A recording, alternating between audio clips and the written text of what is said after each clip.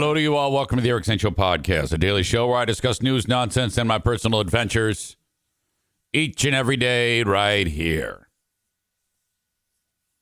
I don't know about you, but whenever I get I want to go to my online banking. I'm the kind of guy that, I oftentimes avoid looking at it because I'm like, I don't want the bad news. I'm like one of these stick your head in the sand people.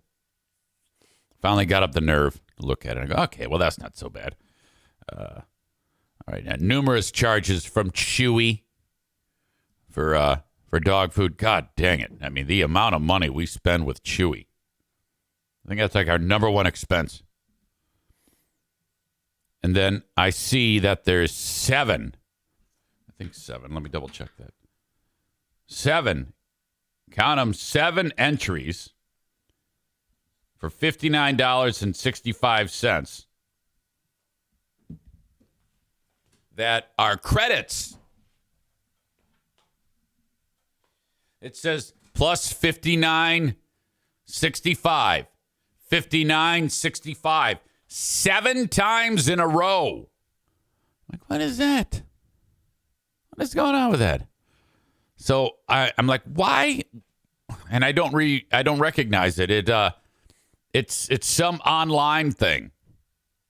Something was purchased online, and I don't recognize it.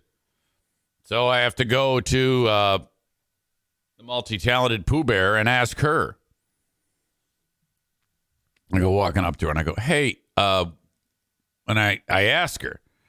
And I go, it's $59. And I'm looking at my phone. I can barely see the words or the letters. I can barely make them out because I'm so fucking blind when things are up close. And I'm like, it says here, FABLE, Fabletix.com. What is Fabletix.com? And I look up at her. And she's got her hand over her mouth, and she's laughing. I go, what? What did I do? What did I do that's silly? What did I do that's, I guess, cute? It's Fabletics. That's Fabletics. Oh, okay. I mean, when it shows up all together, all I saw was the word fable and then ticks. So I thought it was Fabletix. I don't know what the fuck that was. Got like Aesop's fables with ticks. No, it's Fabletics. That's me. That's me. I go, oh. Well, what's going on? Linda says, I think Kate Hudson owns that company. Wow. Interesting. Oh, boy, you won't believe this. The other day, we were both looking at the online banking, and I was scrolling through it. I forget why we were looking at it together, but she noticed something. She noticed a charge minus $59.65 from Fabletics. And she's like, in her head, she's like, wait, why, what the fuck? So she started to dig into this without me knowing. And then her digging resulted in a revelation and then a phone call. So she bought a couple of sports bras from this company in April. And she bought a couple of sports bras for $59.65. So when she sees a charge to them in November, she's like, well, I haven't purchased anything from them since the 2 sports bras I purchased in April. What is going on? So then she goes back and she sees they've charged us every month since she purchased the first 2 sports bras. That same charge, totaling $417.55. Neighborhood of. And so I don't know anything about this. So I go, well, what happened? She goes, well, I called them, and I said, well, what's going on here? And she said that they told her, yeah, well, we gave you the VIP. Translation, we decided to steal from you. And Diana said, what is the VIP? And she says, ladies, and we never got an answer. It's like, if they signed her up for something, which they did, you guys have figured that out. Typically, if you're signed up for something that you did not ask for, you would still get something in return. But no, they just take the money and you don't get anything. Diana never got an answer. So she's trying to find out two things. A, what does one get with VIP? And first of all, how could it possibly be VIP? I mean, what the fuck? This is just stealing. This is just goddamn fraud.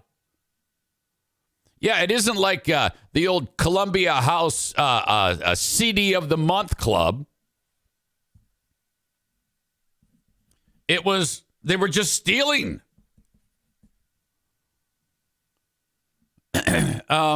And she goes, well, first of all, I never asked for this. I want all of that money back.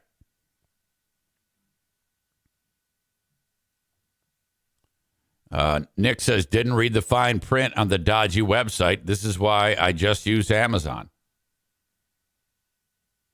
Linda says the same thing. Shady as fuck. Have to read the fine print with them. So, I mean, that's a pretty good chunk of change. This is why I need to this is my point. I need to force myself to look at that shit more often to make sure someone's not stealing from you. I'll bet you that if we went through everybody in this audience, they would have an instance where something like this happened. Or it could maybe be happening right now.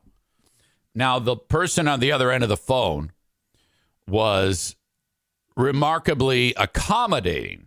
So that's nice.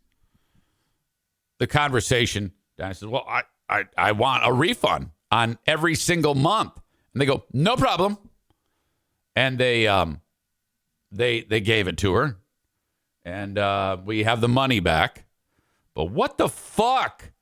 How is that? I mean, you'd think that there'd be some like Federal Trade Commission investigation into these types of practices. And to think that, and she was telling me that the product was decent. They were decent sports bras.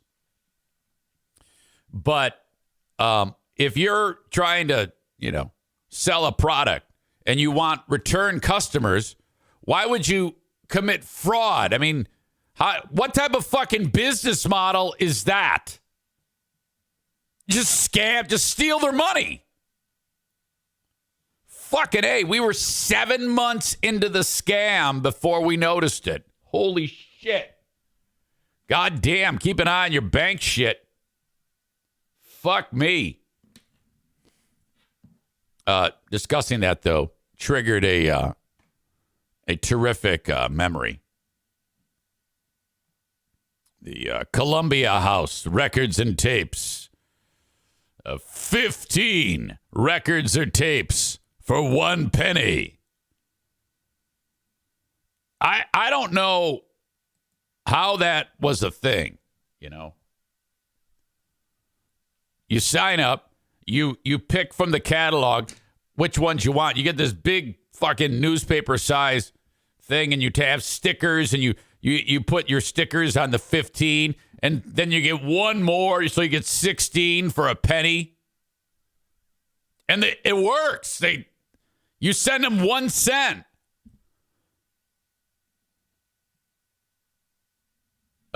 Ryan says they would sell you like one episode of Star Trek on VHS for 3 easy payments of $29.99. Now, this thing is foolproof, but everybody's a fool. So then after you sign up, they then send you a thing in the mail that says, hey, this month's record of the month is Robert Plant, whatever. Pictures at 11. Do you want it? Yes or no? Check yes or no. So then you check no, put a stamp on it, and mail it back by a certain date. If you fucking forget, though, you get the record. And you got to pay for it. And it's like super expensive. So that's where they get you. And I would always, I can't tell you how many CDs I have from like shitty ass artists that I had no interest in. And then you get to a point where you just figure out that there's nothing they can do. And then they start sending you nasty shit like they're going to sue you. And you just go, fuck you. You actually get the thing that they send you each month and you write in magic marker, go fuck yourself. And you mail it back to them. And they're like, oh, boy, he's telling us to go fuck ourselves. Oh, shit. That was crazy. What a time. Amanda makes a great point. And now we just pay $9.99 a month and we listen to as much music as we want with no ads. It's incredible. What a time. We have finally taken the power away from the artists, which is what we needed to do in the first place. Those bastards. You know how many times you go to like a fucking Loverboy concert? It's 1984.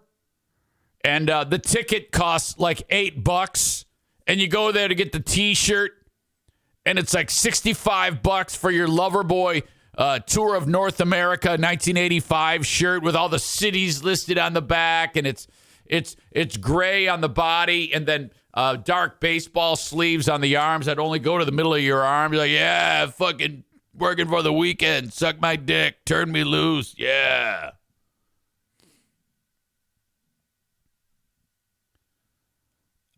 So it's about time we pay these scumbag musicians back.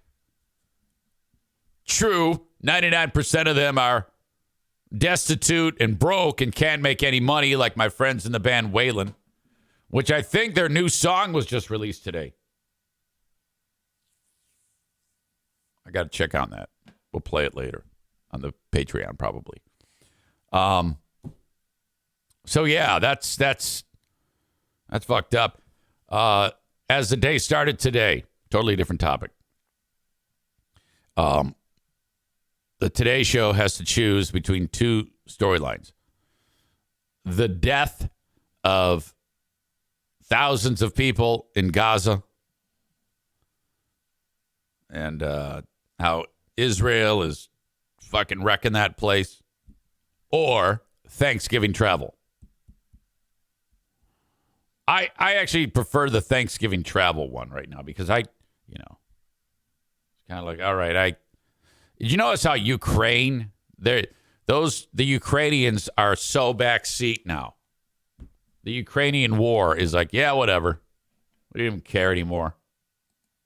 No one gives a shit, which is just so weird. I mean, you can only talk about so much shit in one day. There's still terrible atrocities going on in Ukraine. But I mean, this is the flavor of the month. You know how I tell you, I'll give the war in Gaza. I'll give it this: they do a better job of shooting video of horrible things happening than the fucking Ukrainians, because I can't tell. I haven't really seen too many pieces of footage of little Ukrainian kids being pulled out of rubble.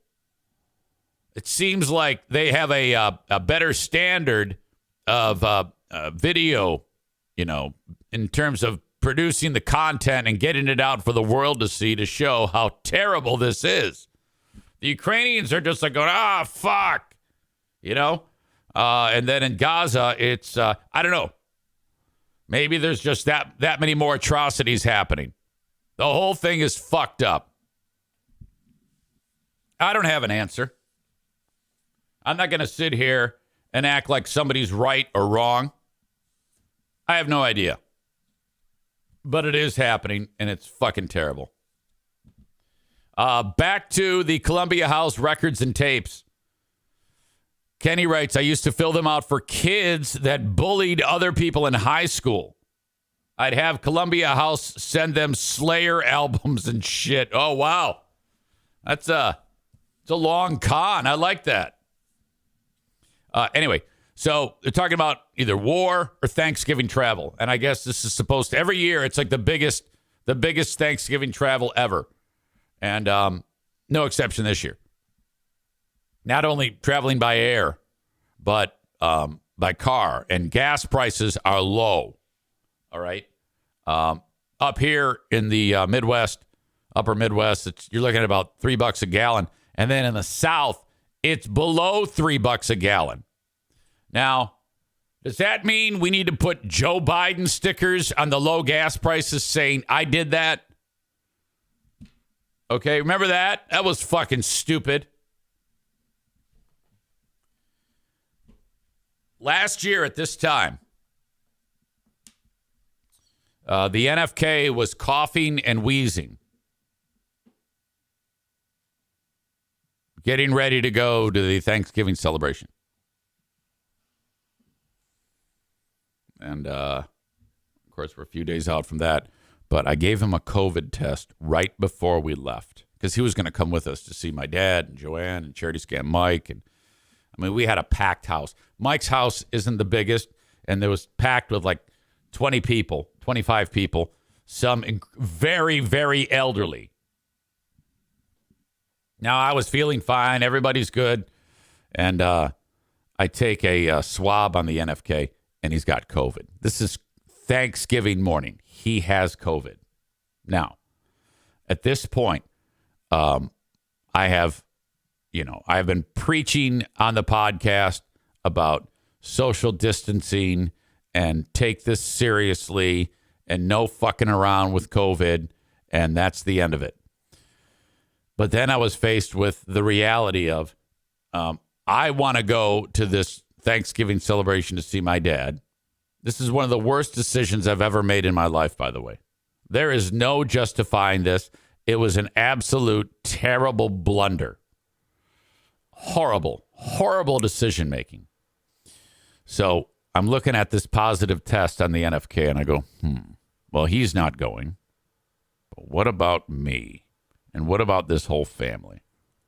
We have been in the presence with the NFK who's got COVID. Those are the facts. I've been talking on the podcast for years now at this point. I have to stay home. We have to stay home. We cannot go and hang out with elderly people at the Thanksgiving event at Charity Scam Mike's. So then we all piled in the car and left to go to Charity Scam Mike's.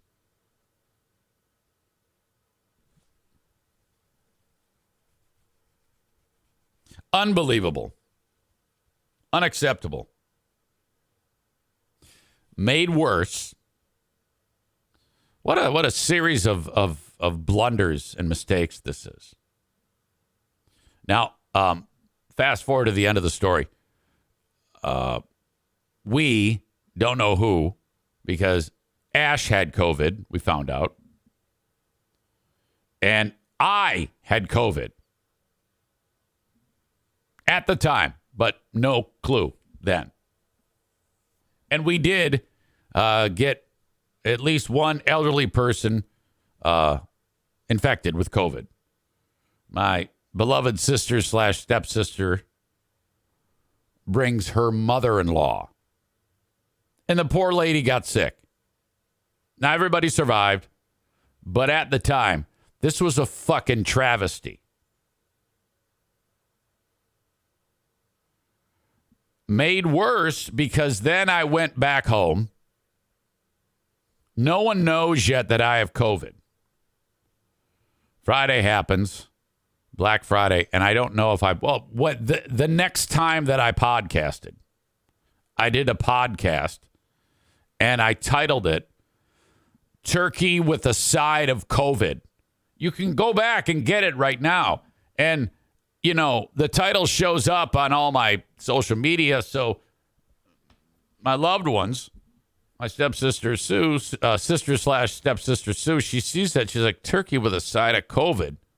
What the fuck is that? So, no, I don't think she listens regularly because, I mean, she's really sweet and they don't swear or anything, and I swear like an asshole, so it's a little rough to listen to. But she listened to that show. She's like, wait a minute, what the fuck? Did he knowingly, potentially expose us to COVID? Did he do that? And the answer is yes. Yes. But I didn't do it like, fuck them. I'm going to go get him sick. I did it with, So a horrible mistake made worse by then talking about it here. What an idiot. But it's probably good that it came out. Lesson learned.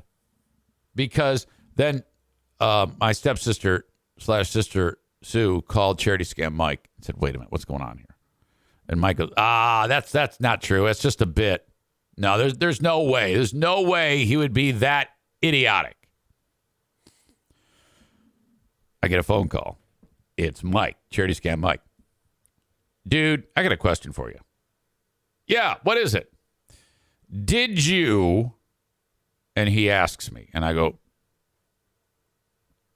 yes. And he goes, why? Oh, no. And I go, yeah, I did do that. He goes, well, we've got a problem because everybody found out about it, and you are public enemy number one, man. And I'm like, son of a bitch. So a little bit of time passed. I called my sweet stepsister, and I go, honey, yeah, that did happen. But I explained everything I've already explained to you. They're very, very upset. And, I ended up getting people sick, or we did. I don't know who the transmission came from, but it was one of us. We did it. And then I talked about it. God damn. Chris writes, you don't tell people about that shit. I just shouldn't have gone. Cole writes, what you're saying is don't take COVID tests and just do what you want. That's not what I'm saying, you idiot. If I had to go back and do that all again, I would not have gone. That was a horrible, horrible mistake on my part. So this is kind of like a redo. Everybody, of course, recovered. Everybody made it through, but that was scary. That was one of the top 10 worst decisions I've ever made. The whole idea of, okay, I am exposed to COVID. I am going to ignore everything I've been taught in the past 2 years and just go. And then I'm going to talk about it in a cavalier way. And my family is going to find out through my big mouth, stupid podcast. What an asshole.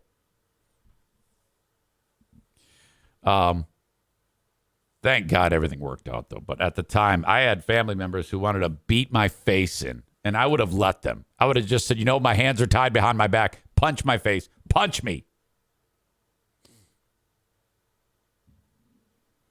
Ladies and gentlemen, just as this story winds down and I was about to move into the next topic, I've been handed a nice transition to do so because big-time Michigan Wolverine fan Joe Martinez is here. And he is aware of the news, obviously, which I'll get to talk about now, my comments on the Harbaugh thing. Joe writes, just like you picking Michigan to lose. He says, go blue. We are Michigan. Harbaugh rules. Arr. Now, I want you all to know this. before I get into this, prior to the Michigan scandal, the whole cheating thing, I was excited about their success this year. Not that I'm a fan or I root, but the school does represent the state I live in. I used to be a huge fan when I was a child. And, you know, it kind of makes people happy. Joe disagrees with that. He says, no, you weren't. No, I absolutely was. But as soon as this problem hit, the cheating, I was like, well, we can't have that. And Harbaugh, now I have thought this. Harbaugh has always been an arrogant weirdo. I don't like Harbaugh. But I love McCarthy, and I love Corum. And when he played for Michigan, I love Hutchinson. I love that for the past 2 years, they've rubbed Ohio State's nose in shit. I love that. Now, not so much. Now I want Maryland to win this coming weekend, which they won't. I want Ohio State to win, which they probably won't. Michigan will still probably win that game. Kenny says, I love the cursing, crying black dude. That's all I know. I'm with you. I love that guy. In fact, if I'm in charge at Michigan, I make that guy the coach based on how he behaved after the victory over Penn State. I loved that. Now, that's the guy you want. You don't want this weirdo, Aspergery, autistic sumbitch out there cheating his ass off. You want that Sharon Moore guy. So we can look forward to that, and I hope that they definitely go to him after they beat Maryland so that he can lose his shit again. I love that guy. Romeo Sierra says, Zane, do you hate smug beer or smug Harbaugh more? Smug beer. Always. Without 10 out of 10 times. By the way, yesterday was the 1 year anniversary of producer Joe getting fired or being announced or retiring. Let's see. Yeah, can you believe that? Yesterday was that big moment.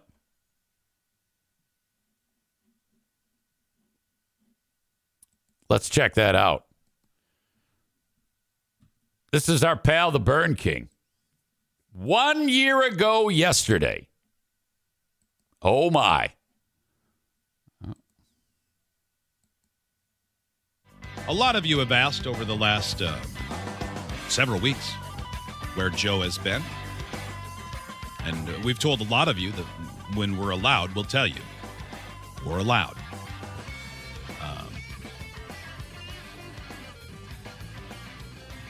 But he's struggling. He's definitely struggling. It's still limited, just as an FYI, by laws. Laws. By the nature of the way things are. Yeah. So, this is not something where you're going to get some This is unbelievable. junk drawer dumped out or anything like Say the word usual. that. But here's a statement from Joe through his attorney. Oh, He writes, his after a attorney. 20-year career in radio, Joe Gassman has decided to leave the Free Beer and Hot Wings show. Yeah, right. He's decided to leave. Joe thanks Greg, Chris, Steve, and Kelly, the loyal What about me? You used to stay at my house, you fucker. listeners, and everyone who worked behind the scenes. He looks forward to following the show's success in the years to come. And Town Square Media wishes Joe well, also going forward. What a crock of shit. That's it. Now, we had a lot of good times. That is a fact. Yeah. But Even in the last year when we had to sit in the same room after the previous Thanksgiving issue. we still have to do this job, and we're still lucky to get to do this job. And so I present to you an awkward transition. That's it. That's it. Oh, that's fucking terrible. I wouldn't have said anything. I would have just never, ever, after that, I would have just never, ever addressed it. I wouldn't even have done that. Corey says Joe and Kyle should do a podcast.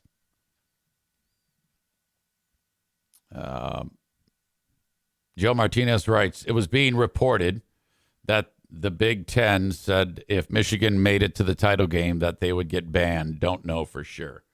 Well, yeah, who knows? It was also reported, quote unquote, that there was a judge on standby. So I don't know if I believe any of that. Tyler says, does Joe still own that radio station in the area? That's right. He's a radio station owner. Corey adds, quote, has decided. Okay, asshole. Kenny writes, he's decided to leave the show and steal government money and move to California with a new Facebook page without his pictures on it.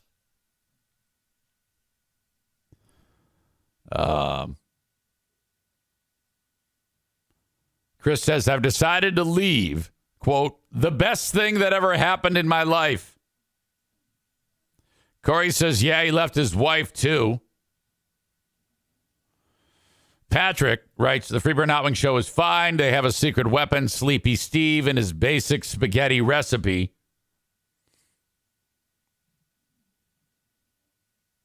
Joe Martinez says, there was. LOL, get your facts straight. Yeah, I don't know if all I said was, I don't know if I believe that. When I hear, yeah, there's a report that, yeah, I don't, okay. There's a fact that there's a report that does not mean a fact.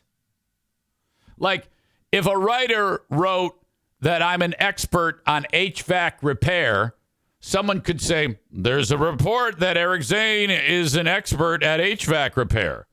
That doesn't make me an expert at HVAC repair. He says, no. You said yesterday there wasn't a judge on standby. And he says there was. Oh, okay.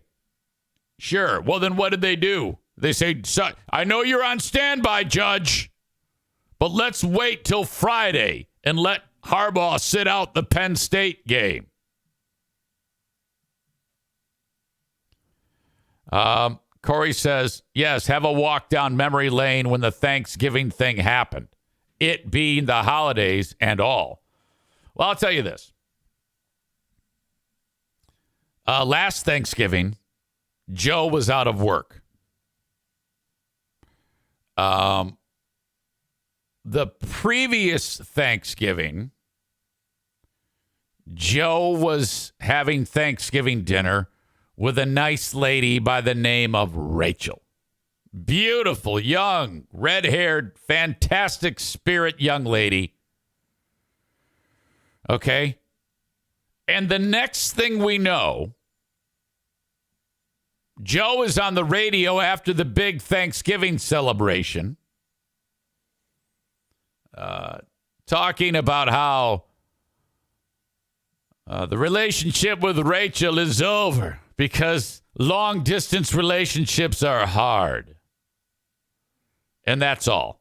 This was the speech where he said he was attacked by Chicago gangs and implied that your old pal EZ threatened to fire him if he didn't do the stunts that we made him do.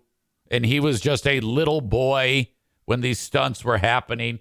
All this crazy finger pointing and blaming and he's the victim bullshit. And everybody in that audience bought that nonsense. I did not, of course, and I decided to skewer him right in the asshole. I knew full well what was happening. This was the same speech where Joe said that when he was in another relationship, which turned out to be Hurricane Ashley, that he was abused by her And then Hot Wings said, after she said she was pregnant with Joe's baby, Hot Wings said one of two things. Either she wasn't pregnant or she was pregnant by another dude, which really pissed off Ashley. So here we are 2 Thanksgivings ago. I put her on this podcast to discuss that shit. It's the first time she was ever on my show. A year before, she had wanted to be on my show. So 3 years ago, she had wanted to be on my show, and I said, "No, I'm sorry, I can't put you on. I don't have any grounds to put you on. I have no reason to. Just you recanting your story won't. I can't just throw you out there like that. It's too much of a risk." But then when she was singled out on their show, she was absolutely. And I said, "All right, let's do it." So I called bullshit on all that. All right. And by the way, I'm getting a question. Where is Hurricane Ashley? She should be here today. Ryan says, "I guess hurricane season is over." Oh, I'm sure she'll be back. Kenny with the question, how could she end up pregnant when Joe's jizz always ended up in his own mouth? Fucking shit. Okay, so I did my show at that time, and then I waited. Everybody murdered me in their audience. "Oh, he's just stirring up trouble. Joe's hurt. Joe's hurt. He's sad because he broke up because of a long-distance relationship. Oh, no, oh, no." Well, we all know that was all bullshit. Months later, October, 11 months later after the Thanksgiving incident, Rachel posts on Instagram how a former lover abused her. And she tagged Town Square Media on the post and Free Beer and Hot Wings. She didn't single anybody out. She said, "Why is my abuser still working? And why is my abuser enabled?" Now, there's a lot of questions there. One of the questions that comes to mind is, what was known at the time? Who knew what on that show? And based on what was known, how could business have occurred as usual there? You know? Is it just, I don't know, stick my head in the sand and that's the end of it? Maybe, maybe not. Not sure. Well, anyway, all we do know is that after this post that's cryptic but not cryptic is made on Instagram by the multi-talented Rachel, it's at that time that what I like to describe as the mobilization of the exes took place. It was a stunning moment where through some type of psychic power, the exes from different walks of life, different parts of the country, but all one thing in common, band together to make like the Avengers of jilted women, pissed off women. And through that combining of the forces and the support provided by them to each other, they were instantly a superpower. Coincidentally, on the day that broadcast ended on a show known as the Free Beer and Hot Wings Show, that was the last anybody ever heard of Joe. He mysteriously vanished, and he announced his retirement shortly thereafter on November 16th, 2022.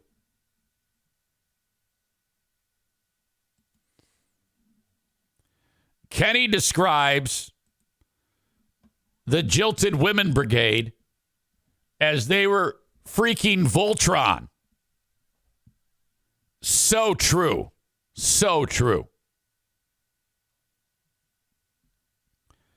And that was the last we ever heard from Joe. End of story. Unless, of course, if you did a PPP loan search, you would see that when Joe was still with Free Beer and Hot Wings, according to the PPP loan search, the affidavit that you produce when you get that money from the government during COVID, you have to put what your business is that you're using those funds for. And Joe, living in Grand Haven, Michigan at the time,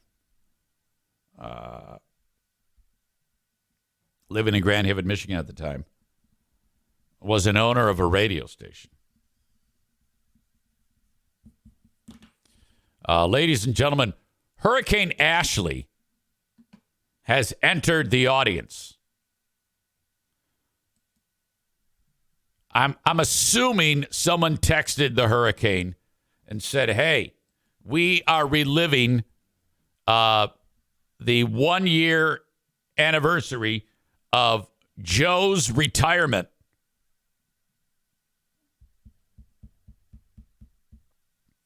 On this poignant day, it might be a good idea to get Hurricane Ashley on. So incoming call to Hurricane Ashley, who, I don't know if you guys know this, but she works for Space Force. Yeah, that's right. That's what she told me. She is she's a sales consultant for Space Force, which I didn't know they had space consultants or sales consultants. I build rocket ships. You do build rocket ships? Yes. Okay. Now I get it. How are you? I'm amazing. I got nervous that I missed Flying Laptop Day. No. Flying Laptop Day is not till March 17th. Yeah, I don't know. I just got panicked. Well, we've got this day now, November 16th, which is my stepmother's birthday, and also the announcement that Joe, and this is his retirement anniversary. Oh, retirement. Yes. That's a word for it. So everybody wants to know why you are so sparse in attending the audience of this show. I mean, you become kind of like a star. Well, I've been a star since I was born, Eric, but I've been pretty busy. I said come back on Monday. Oh, okay. All right. So you're Kenny says today's the 17th, and I know that, dickhead. I said being it yesterday was the anniversary. If you'd listen for once instead of being a nitpicking prick, you would enjoy the show better. Anyway, Ryan says Joe retired because he made so much money owning radio stations. When you were together with Joe, did he talk about owning a radio station? I mean, I dated any old Joe, but nobody I dated owned a radio station. Okay. All right. Now, looking back on this, did he ever talk about early retirement? Was there ever any opportunity that he was thinking he could actually pull off an early retirement at age 30-something? Well, no, because if I remember correctly, there was a woman who he had to give most of that away to at one point. You're talking about the former Mrs. Joe. Yeah, the former Mrs. Joe got quite a large lump sum out of that 401k. True or false? Did Joe have a procedure done to his teeth? What do you think? Do you have any before and afters you could share? Well, the rumor was he actually, the term I heard in this revelation was that he had his teeth shaved. Is that No. They both got the worst veneers you've ever seen. Hers are fine, but his are some amazing horse teeth. So they actually made what was already big teeth bigger. Yeah, for like $11,000. And so this was after you started to become the future Mrs. Joe at the time. It was right during, he had a bunch of dentist appointments, and I was like, what is going on with your mouth right now? And I think there was an incident with some, supposedly, like some Vicodin and alcohol, and I was like, why is this happening? But a little too like shy to. Now that is all. You know what? I'm going to make you take that back because that is allegedly. We don't want to talk about. You said there was a supposed incident, and I, as the Eric Zane Show podcast, do not support that vicious conjecture. Donkey teeth. So That's a good word. I don't think it's a good idea for you to be here if you're going to start throwing substance abuse around on the show. I mean, get control of yourself. My Joe would never. My Joe, I don't know who you're talking about. All right, let's get this. Let's reel this in here. I mean, I'm clear in writing. I'm doing a good job of keeping this legal. You know, he'll send a letter. He's done it to both of us. Hey, I'm sending you a cease and desist. Have you ever gotten a cease and desist from Joe? I've gotten 3. How about you? Okay, I got the 1. And you even had a restraining order at one point, didn't you? Oh, yeah. Oh, goddamn. How long was that for? I don't know, like 3 months or 6 months or something. Oh, Jesus. He feared for his life from you, which I could actually understand. You seem like you could do some damage. I don't know, Eric. You can fuck right off. Oh, my God. Fuck you. I love you. Fuck Holy you. I shit. would never hurt a fly. So the 3 amigos were at Bosco's Pub on Tuesday. You had you, Timmy Mayer, and then your future wife / friend, Amy. Could you imagine Amy on my right and Timmy Mayer on my left? You know. What a power trio that would be, you know? Oh, man. That'd be great. So you guys had a good time. I don't know why Amy had to be third wheel. I said, where is Mr. Amy? What is going on with this? And she said, oh, he's being a stick in the mud. I was like, oh, Jesus Christ. What the fuck? How did this even happen? Actually, it was Amy's idea, I think. She said she needed to drink a bunch of water. I think she had a bad day, but we all were like down. But Gary, Mr. Amy said it was too late. All right. Well, anyway, just in concluding, it is crazy to think that it was 1 year ago yesterday that our heroes on the Freeburn Hot Wing Show announced that Joe is retired. He hasn't been seen or heard from since. There was one moment when he posted something on Instagram that was a little snarky. And then, he did? Yeah, there was the moment when he posted something and then Kelly Cheese responded with a thorough assault of him. And you remember that because I remember sending it to you. But she was like, oh, yeah, because he was, again, manipulating, or it has appeared to be manipulating about what actually happened and him denying things and shit like that. I know you didn't. I know you didn't have your glasses on, and we have the funniest photo of you in rubber gloves trying to read conversations, but Rachel and I have some pretty good one-liners. Yeah, I noticed that you and Rachel, because you had, while at the bar, had a conversation with the incredibly sweet Rachel, and you said, oh, my God, read this. And so but I couldn't read it. It was so small. And then it made me think about Joe eating hamburgers with rubber gloves on. Yes. God damn it. Yeah. So now I had heard them talk about that on the radio, that Joe, when he would go to a restaurant, he would, like, if you went to, like, let's say Applebee's, he would put gloves on and then eat the food. And you actually witnessed that? Not only that, but like when he had that little small hatchback, he had like a compartment full of them. And I was like, do you like murder people or something? What are these for? And they're for food. Jesus Christ. Yeah, like the blue ones. Like yeah. Why didn't you you should have left him right then and there when you saw the fucking gloves. God damn. Yeah, my self-esteem was in a weird spot, so but he was on the radio as well. I mean, you can't. So if Joe reached out to me and said, hey, I want to set the record straight, I want to be on the podcast, and then I said, okay, but Ashley has to be there too, would you do that? Of course I would. That would be. Could we do it with like lie detectors, like on Maury or something?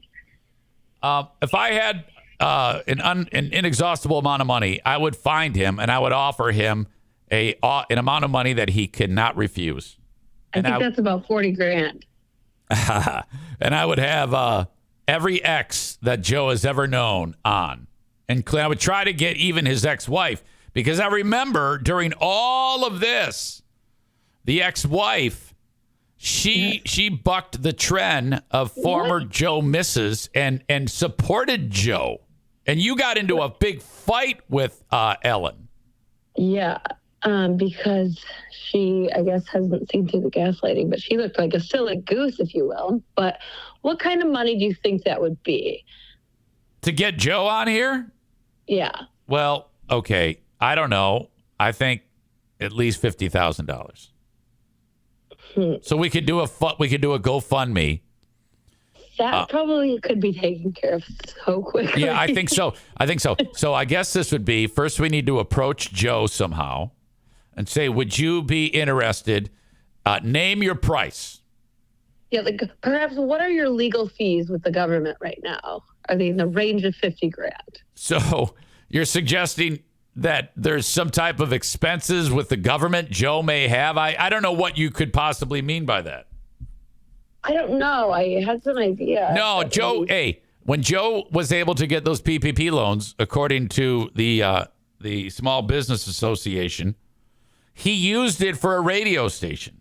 And I don't know that radio station, but apparently he owns a radio station. Oh, I'm sorry. I'm not up to date. I've been missing for a while. So, do you know what his salary was? Because when I left Free Beer and Hot Wings, Joe was making about $60,000 a year. Did they give him a big boost? Do you know? He was allegedly between $250 and $500. Wow! With bonuses. Oh, that motherfucker. Holy shit. All right. Well, I think we have exhausted our. It's fun to go down memory lane. We have a couple of big moments every year. We have Flying Laptop Day. You got Joe's retirement party day. Yeah, we have a couple of great holidays. Okay. All right. And you still talk. I occasionally will say, hey, Rachel, how are you? I keep it pretty basic, but you have some nice conversations with Rachel. We had some good laughs. Yeah. Like, we're over it being disturbing. Now we're just like laughing and crying at the same time. Now, I did notice that in that text exchange you were making me read over at Bosco's when I had my little rubber gloves on, there was a portion of it where you guys were revealing to each other the things that were so bizarre during your intense lovemaking sessions. And you wrote that Joe used to lick your armpits. True or false? True. Okay. And you wrote that you were so glad you no longer have to worry about someone sweating on you during sex. What with the prickly skin, with the nair, he would nair his whole body. And for you gentlemen out there that like a clean body, like, I don't know, maybe wax it or something, because when it grows back, it hurts. It hurts. Holy shit. God damn. All right. Well, good to know. Good to know. That's advice from Ashley. She's been through a lot. So thank you for being so frank and sharing that with us. Yeah, I'm an open book as long as my lawyer's around. Is your lawyer around right now? Yeah, his name is Ryan. Oh, all right. Yeah, Ryan. The Eric Zane Show podcast would like to remind you that this is a work of fiction. Names, characters, places, and incidents either are products of Eric Zane and Ashley's imagination or used fictitiously. Any resemblance to actual events, locales, or persons living or dead is entirely coincidental. Nobody even knows if this is the real Ashley. Chris wants to know if St. Gaslight wore gloves during lovemaking sessions. No, the irony there. Yeah, so he would put gloves on to handle a BK broiler, but no gloves to fondle your asshole. That is an interesting thought. BK broiler. Yeah, is it a texture thing or isn't it? Yeah, I don't know what it is. The guy's weird. Is it a germ? Yeah, maybe I am just pristinely clean. I don't know. All right, have a wonderful day with the Space Force. Thanks. Okay, bye. See ya. Oh, my God. What are you doing with the gloves? You fucking asshole. I fucking love you. I can't wait for you to sweat on me.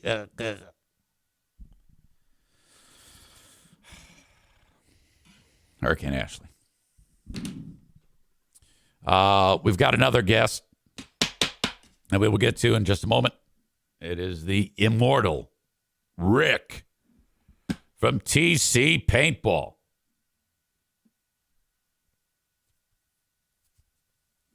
Before we do that, though, I got to kick the audience out on Facebook, X, and YouTube. Thank you for being here. Check me out on Twitch and download the Patreon. Send me an email in the Shoreliner striping inbox, eric@ericzaneshow.com.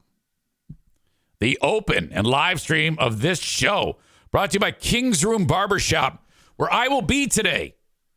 I checked this schedule at kingsroom.net, and I see that Andy Skyver is going to be at the Wyoming location at 821 36th Street from 10 a.m. today till 7 p.m. And your old pal EZ needs to get cleaned up. And Andy is going to do that. There's 3 King's Room barbershops that I want you to go to. Northland Drive, Caledonia, and the new location at 821 36th Street. Get a haircut. If you are a dude, you get your haircut at King's Room, or if you're a chick that likes to have a dude haircut, get it done at King's Room Barbershop. Mention EZ. Now, the owners are Colleen and Andy Skyver. So if Colleen or Andy's doing your hair, just mention it right to them that you heard it on EZ. Otherwise, mention it to one of the other amazing stylists to pass it along. That helps me. Thank you very much. King's Room Barbershop. I want to see you at the Grand Rapids Gold game tomorrow night. Get your tickets at the Grand Rapids Gold website. After you search Grand Rapids Gold, you'll find it right there. Buy a ticket. As low as $12. I said $14 earlier, but I think they're as low as $12. Saturday game featuring the Red Panda at the halftime. If you don't know what the Red Panda is, just Google it. It's fucking amazing. I've talked about it before. It's that alone is worth the price of admission. And I will be there, so come by to the scorer's table and say hi. Grand Rapids Gold basketball at Van Andel Arena now with $2 beers and dogs every Thursday and Friday. Obviously not tomorrow, but if there's a Thursday game or a Friday game, they have $2 beers, $2 dogs. Thank you, Grand Rapids Gold. And then as I get ready to bring Rick in here, hello to my friends at Blue Frost IT, the managed IT service provider for the Eric Zane Show podcast. I had a external hard drive issue, which I ended up fixing myself somehow. It just stopped working. Like the power supply just died. I said, what the fuck? And I reach out. I go, hey, this is my issue. What do I do? They go, well, get it to us, and we'll pull all the data off it in an instant and load it onto a brand new hard drive for you with double the capacity, and off you go. That would have been such a quick turnaround because they are my managed IT service provider. Translation, I'm at the front of the line. Blue Frost IT for everything tech that you need in your home or your workplace. Just call them, 616-200-8550, or reach out, info@bluefrostit.com. All the big hitters and legends are out in today's show. Let us bring in Rick from TC Paintball. Good morning, Eric Zane. My God. How are you, buddy? I got some trepidation. I'm following a red hot Hurricane Ashley. I mean, she was on her game today, and now I got to follow that. Yeah, and she like moves the meter when it comes to things to talk about. I mean, she's kind of like a ball of energy, and it's like, God damn. And talking about 1 year and 1 day removed from St. Gaslight's big retirement, I figured it would be a good idea to honor that by bringing in a former lover. I agree. She's something to listen to. All right. Just for the, I am not wearing rubber gloves right now. Yeah, that's weird. Unbelievable. Hey, you were just in Florida. What the hell were you in Florida for? Paintball World Cup. The Paintball World Cup? That's right. Did you win the World Cup? We did not win the World Cup. We didn't make finals. We had out of 4 prelim matches, we went 1, 2, and 1, and that wasn't enough to move on. Now, when I hear World Cup, I think of like World Cup of soccer. So that means there's people from all over the world participating in this thing, right? It was the largest World Cup, which is always the largest event. So it was the largest tournament in the world, in history. So when you do that, is there like a ton of people in the stands cheering everybody on during each event? Yeah. Oh, yeah. Yeah. There's a lot of people. They bring in a lot of teams from overseas, teams that only play a couple events. They'll make the mark to play the World Cup for sure. It's the biggest. Did you stick around to actually watch the final match?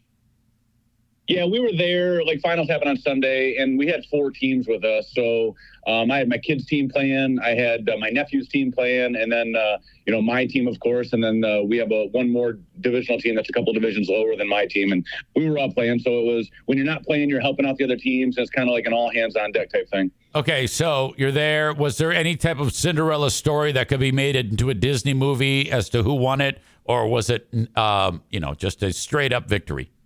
Well, so in the pro division, the same team won it for the 4th year in a row.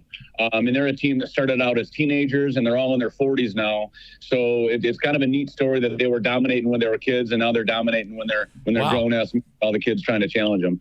But there's a bunch of different divisions. There's pro, semi-pro, division 2, 3, 4, 5. And then there's different formats too. So it's really complicated. There's all kinds of shit going on. So there's a lot of different teams that can say we won World Cup. It's just broken down in divisions and formats. So this team that they started when they were kids and now they're in their 40s, are people like trying to get their pictures taken with them and get autographs and shit?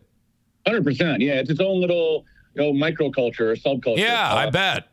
They're big swinging dicks in the paintball world. And was that Corey that said San Diego Dynasty? Yes, it is Dynasty. They've won 4 in a row now. And they're very, very popular in the paintball world. The rest of the world doesn't give a shit about them at all. But in the paintball world, they're the GOATs. Wow. Now, what type of venue hosts this? Because I imagine it's an absolute mess. Oh, yeah. So the venue that we go to in Florida, it's near Disney, and it's nice that it's near Disney because there's lots of food and lodging options. We get to stay in a house down there with our own private pool and shit. But as far as the venue goes, it's a big field. We've been using the same location for like 6-7 years in a row now. So they, obviously they clean it up, but there's a few things that they can set up that they're part of their infrastructure that kind of stays there. Yeah. But it's a week of setup before the event. There's like 5-6 days of action and play going on, and then a week later, they spend that whole week cleaning the whole venue up and getting ready for that. All right. So good time had by all. Little trip away, and here you are back at it. We have to renew our efforts to get with the Mexicans and schedule Paintball War number 23. We bounced a couple dates off each other. Did we ever settle on one? I don't think so. I'm literally going to start over. I'm going to start over and say to the Mexicans, all right, what are your free weekends? And then we'll go from there. And then so, I mean, as far as I'm looking at it right now, the 10th and the 17th are both wide open weekends for me. So all right. I know it's Christmas, but if that works for you, I mean, send me a message or whatever. Oh, absolutely. So I'll talk with them. Gabe always listens to these shows, and he's like the point man, but he's not even a Mexican. He's a Honduran. So he's he's leading the Latino brigade. Yeah. The LB. Yes. Okay. Now, Michigan football's had this spectacular season with 2 games left. Now they do it minus Harbaugh. Your thoughts? Well, I've said since the beginning that everybody's just trying to steal signs. Everybody is. I remember, I follow Granville because I coached youth football there, and, they're a good football team. So I'll go to their games. And I remember one game, I think they're playing against Caledonia or maybe Hudsonville, that there was 3 guys sending in signs standing side by side. Right. If if sign stealing is illegal, why is there 3 guys standing there sending the signs? It's because you don't have people to pick up their signs. It's just natural. Oh yeah. I don't think that is disputed. I think what was put this to another level was the traveling for other games, recording them, studying them, passing on the findings along. But everybody was doing it. It all came to light that everybody else was doing it too. It's like, that's that.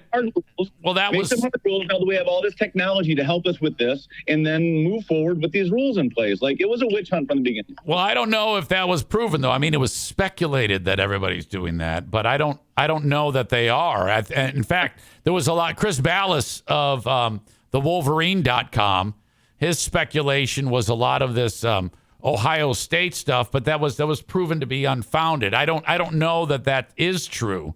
I think that's been spoken about. And what I've noticed in this story is you've got a lot of people are saying certain things like they actually happen, but no one really knows that. And then people take off like, hey, no, that's absolutely true. And I don't know that it is.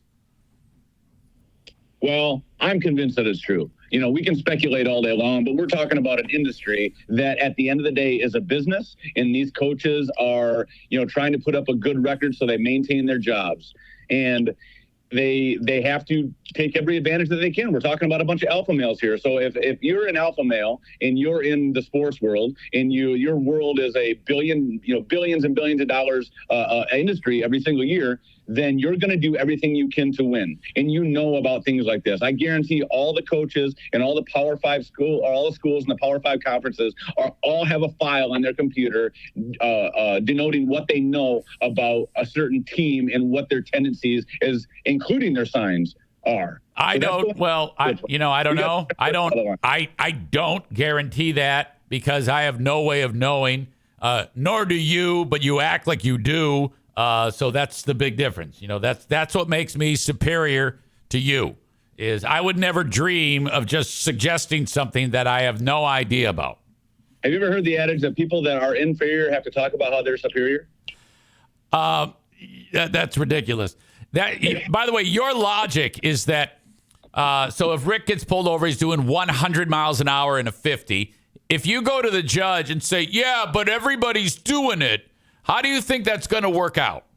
Well, let's break that down a little bit more. What's more safe? If everybody's going 100 mile an hour, should I do 50 or should I do 100? You see, this is ridiculous. I'm just asking a question. That's a stupid question. It's a ridiculous question and a ridiculous scenario. Mine made sense. Yours is just circumventing the answer. Is what you're doing. You're trying to get points by putting extremes out there, 50 and 100. What if I'm doing 75 and a 50? Well, yeah, if you get busted for it, and what you can't, the judge would fucking kick your ass if you said, what? Everybody's doing it, so you shouldn't be punished? You were caught. When you drive places and you're not driving your Winnebago and you're not driving a hybrid, what do you set the speedometer to? Or the cruise control? That's a bad question because I always drive slow. Okay. What do most people, if we poll the audience, what are they setting their cruise control at? Are they setting it at 70 miles per hour because that's what the signs on the highway say? Or are they setting it right around 78 because the cops aren't going to do anything about 75 or 70 to 76? They're going to wait for that really bad infractor, right? Look, you've gotten some opinions from people saying Michigan didn't do anything. And there's no proof. And we don't know that. I'm like, how does anybody know what proof is? I mean, it hasn't come out who has what. My opinion is that Michigan took the punishment because they don't want the truth to come out. I don't know. I think a lot of the programs don't want the truth to come out. But like I said, I think everybody is doing it. I think a lot of coaches are probably doing even worse, and they have people going to games and sitting behind coaching staffs and whatnot. So I mean, that is my opinion of the situation. I could be completely wrong, but I mean, if I'm a coach in one of those schools, I'm investigating, or I'm looking down that road trying to figure out how I can get advantage from these signs coming to the sideline. Do you think Michigan wins out? I actually do think they're going to win both those games. I absolutely hate Ohio State. I hate them. Yeah, but you're like actually rooting for Michigan. Yeah, I am. I want to see Michigan win. I'd like to see Michigan win a national title. I've always been a Harbaugh fan. I was a Harbaugh fan when he was at Michigan and when he played in the NFL. So, he is arrogant, but I mean, he brought, a level of winning to Michigan. I think he's a good coach. Well, he brought the level of winning to Michigan as soon as Connor Stallions got there.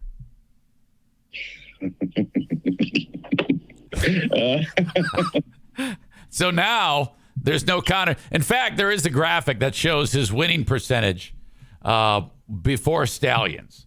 But since Stallions got there, they've lost once. and I'm sure it was all because of stealing signs. The argument can be made. Sure enough. All right, Lions. You think they what the fuck? I mean, this is pretty great. 7-2 going into this week's game against the Bears. Yeah, I mean, we should be able to walk all over the Bears, right? But I mean, it's been going really good. I'm really excited about this season, but I'm also trying not to put them in the Super Bowl yet. It's been a lot of fun to watch. Yeah, me too. All right. Call Rick, TC Paintball, book an event. You can still play outdoors. I guess that weekend might be a little weird on the weather. I guess people can play if they want to, right? Oh, yeah. I mean, this weekend is going to be 51 and sunny, both Saturday and Sunday. I didn't know that. I thought it was going to be a little wonky. Yeah, no. But nighttime, I mean, obviously with the sun going down early, we're spending a lot of time indoor for our evening events. But during the day on Saturday and Sunday, we're still rocking it outdoors. So we're having a good time. Rick, you're the man. Give my best to your family. Talk to you soon. See ya. There you go, Rick, TC Paintball. Love that guy. Boy, all the stars coming out for this Friday show. Holy shit. Let's see if Harbaugh. I should call Joe Martinez Joe Harbaugh. Joe Harbaugh says there hasn't been any proof. I don't know that, nor do you. You're basing that on speculation. You just don't know. And then he pulls out the requisite Harbaugh is your daddy and Harbaugh rules. Okay. Joe Harbaugh says when Michigan said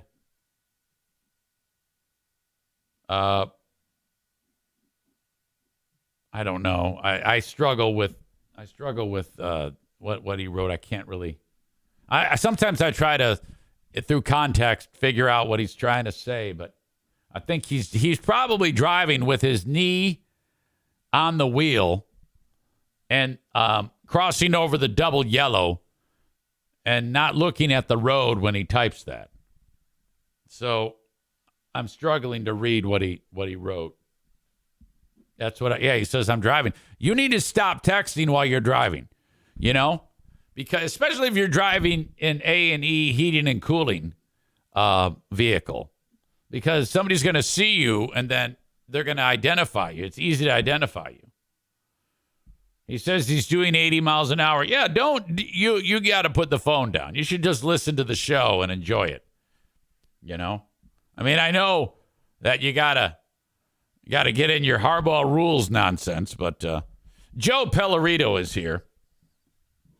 He loves Michigan. I'm a 50-year-old man doing what a 50-year-old man should. That's his psychopath brother. Joe writes, haters gonna hate. Joe writes, they leave me alone. I think he means then leave me alone. Well, remember, I'm not actually making you pick up the phone and typing. I don't have that ability. I appreciate you suggesting that I have some power over you. Oh, he's saying they leave me alone. The police leave you alone. I gotcha. Corey suggests I refer to Joe as Senior Harbaugh. Okay. All right. I like that. Senior Harbaugh. I need to go pee, and then I'm going to unpack the Harbaugh thing more thoroughly.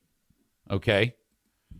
But if you haven't already heard by now, Michigan and Harbaugh are taking the punishment and The reason why is because they know that the evidence about how they cheated will come out through litigation. So they agreed to just take the medicine and take the 2 games. And they know they're fucked. That's why they did it. Okay? Hang on. I mean, why else? How can you otherwise explain that? I'll be right back. Ben Clay's in the house. We talked yesterday on the show that we're all thinking about Ben and his family because Dad is under the weather. I think Ben is doing okay because when I said I had to go tinkle, he told me to go finger my prostate. A lot of people are saying, hey, Ben, how are you, buddy? We're thinking about you, thinking about Dad. So Ben's dad is a little bit ill. That's Ben's story to tell. I just know that I just wanted to. The only thing I pointed out was that he was not doing too well, or he was sick, and that Ben was staying with his pops. So Ben writes, he's good. I went and kissed him last night. Now, that's saying a lot. That's remarkable to me. From what I know about Ben, I don't think there was a lot of kisses from Mom and Dad at any one point. Correct me if I'm wrong. Ben is revealing that the condition is influenza in the blood. Well, whatever that is, blood flu, I don't know. I hope it's entirely treatable. And now Ben adds, quote, I kissed his penis. So Ben is getting back to his old tricks, which means that Ben Weller writes, hey, Ben, I'm sick too. So now we want one Ben to kiss another Ben's penis. Well, this has quickly deteriorated from what I thought was going to be a, hey, thoughts and prayers moment to Ben kissing his dad's penis. Kind of weird.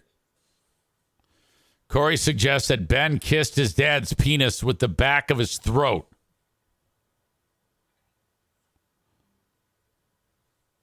A lot of Ben dick sucking going on, being discussed. While this has all been going on today, there's been a lot happening on this 17th of November. Cease and desist. Friendly request from the law offices of Big Fraud Associates. Mr. Eric Zane, stage name, of the Eric Zane Show podcast from the fascist Ottawa County, Michigan, regarding friendly request to address recent broadcast concerns. Dear Mr. Big Fraud,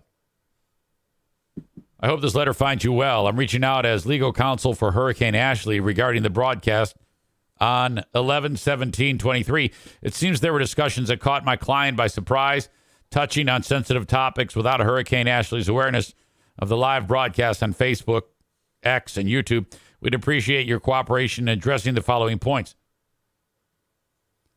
Kindly avoid making any further statements about Hurricane Ashley's personal life without ensuring a secure paywall, be it on your podcast show, social media, or any other public forums.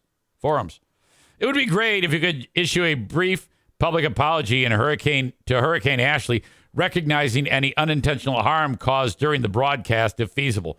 Could you remove or take down the recordings or posts containing these discussions from platforms?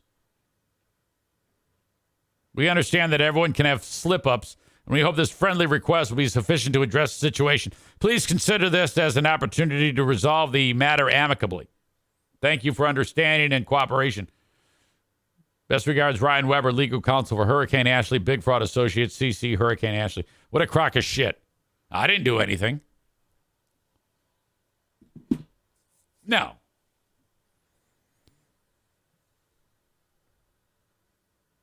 while that was happening, Fat Finger Moron Kenny writes, meanwhile, Darla's kicking Bruce ears. Then he writes licking. Then he writes, for fuck's sake, I quit. Yeah, you should. In fact, I think it's time to just give you a 600-second banning.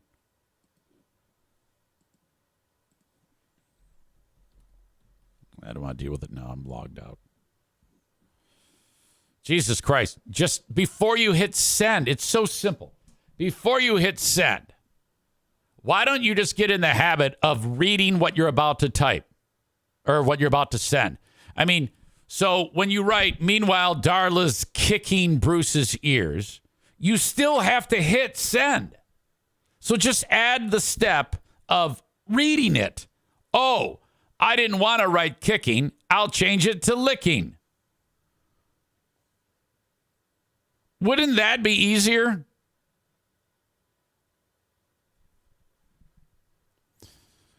He says, I love how you act like you never have a typo, Dick. No, I do, but I'm not indignant about it. I go, you're right. I should read it. I should. I don't sit there and get mad and dig my heels in like a fucking fat-headed idiot. You dumbass. Corey says, as someone who has a lot of typos, sometimes you're so excited to say a funny joke, you hit enter before proofreading. Exactly, which is why I'm stressing it. If you don't want your joke ruined, send it right the first time, fuckface. So many excuses from these two fucking idiots. Dumb, stupid people listen to this show. And his name is Kenny, and his name is Corey. You two are stupid. You have a low fucking IQ. You're dumb. Everybody knows it. All right, I'm totally kidding. I'm kidding about everyone knowing it. Okay, so it was really weird. Yesterday, I'm walking around, and at about 3:30, the Big Ten or Michigan announces that we are accepting our 3-game suspension. You know who accepts 3-game suspensions? People who are guilty, and they don't want the world to see all the details. Okay? I don't know anything. I am not like Senior Harbaugh. I don't claim to have any information. Most people who are like Senior Harbaugh, though, like to say, add elements to the story that have that aren't based in fact. They've heard it somewhere. They've read it somewhere.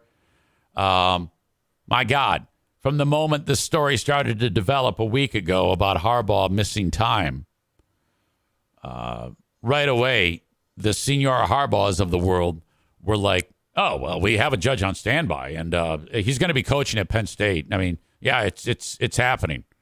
And, of course, that didn't happen. And then it's like, oh, well, yeah, you know, we're going to get that. We got that legal fight beginning on Friday, today. And, oh, yeah, Harbaugh will be on the sidelines for Maryland. And no big deal. This is all just bullshit.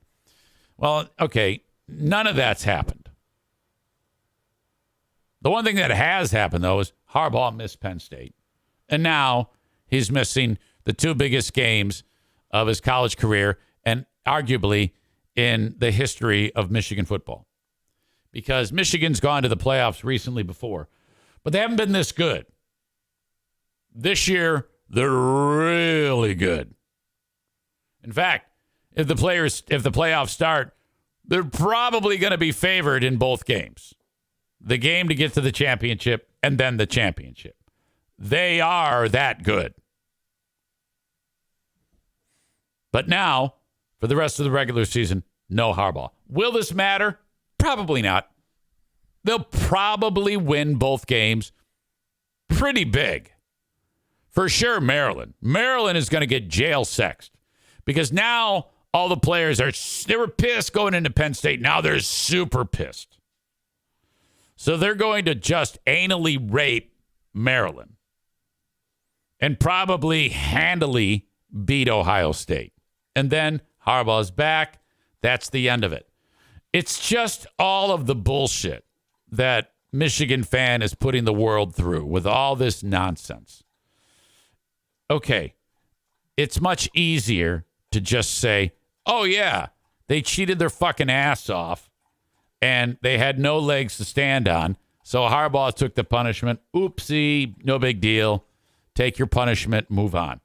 Be respectable about it, okay? I think Michigan itself has been reasonably respectful about all of this, the school,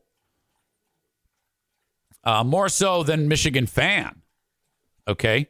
Michigan fan is not living in reality. Michigan football is accepting the punishment. They're leaning on that whole Bo Schembechler mantra of the team. And what they do with that is like, well, it suits the team better if Jim sits down the next 2 games instead of all this litigation. Translation, they've got the smoking gun and they're going to stick it right up his fucking weird Aspergery ass. That's what would happen. So Michigan quietly says, a statement from the University of Michigan yesterday reads, this morning, the university, Coach Harbaugh, and the Big Ten resolved their pending litigation. The conference agreed to close its investigation, which is great news. And the university and Coach Harbaugh agreed to accept the 3-game suspension. Coach Harbaugh, with the university's support, decided to accept this sanction to return the focus to our student athletes. The team, and their performance on the field. Honestly, that's a great move. These players didn't have anything to do with this. And they all seem to be really good dudes.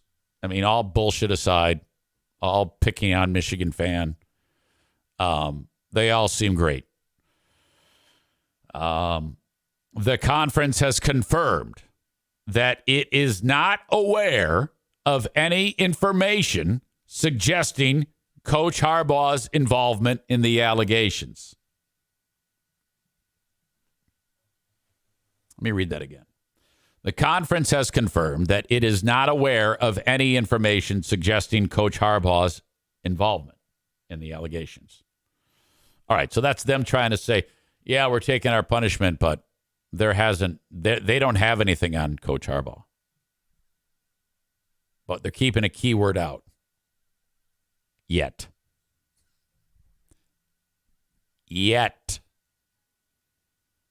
Remember, earlier in the statement, they said the conference agrees to close its investigation, which means they were continuing to look and dig, which draws this out with the possibility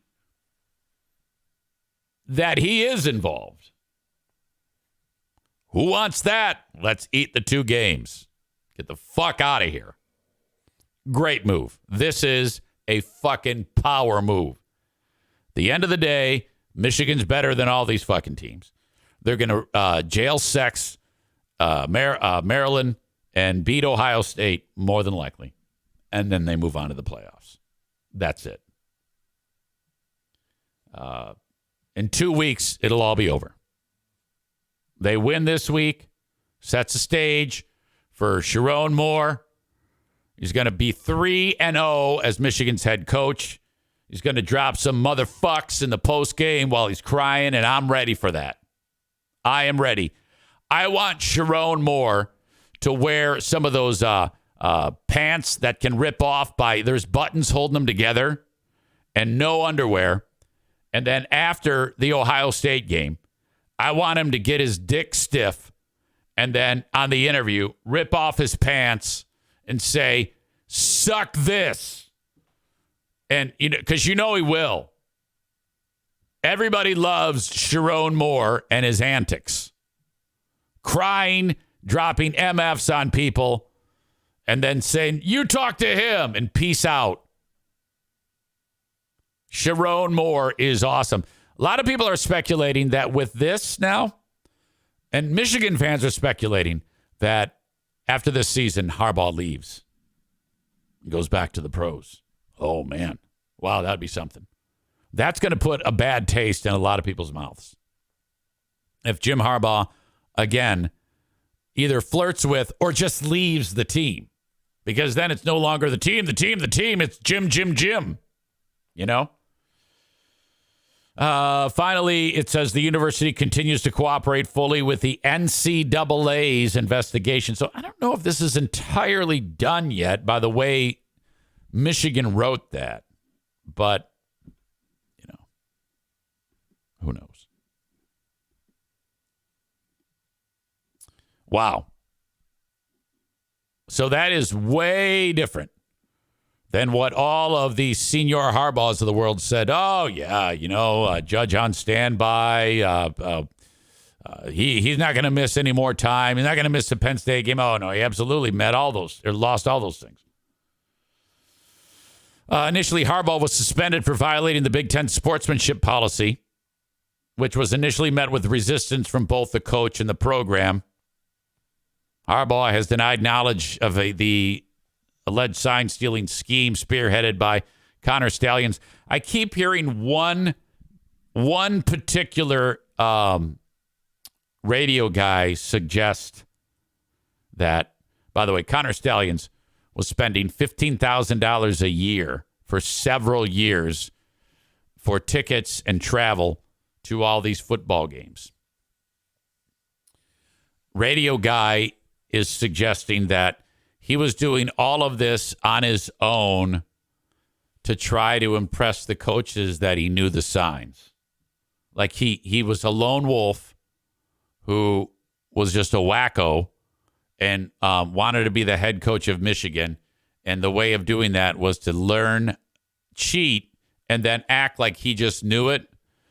And, you know, what I think I forgot the name of the thing where usually the simplest answer is the correct one. That is definitely not the simplest answer. The simplest answer is he was slipped money under the table, did this, reported his findings, and then when he got busted, he quietly resigned with a sack full of money. That's what happened. At least that's what I think happened. And again, I like to say this whenever I'm talking about this shit like this. Everybody claims that they know things. I don't know anything. That's just what it feels like. Walks like a duck, talks like a duck, thus duck. Duck, duck, duck, duck. I know. Chicken dance to duck. Not exactly the same thing.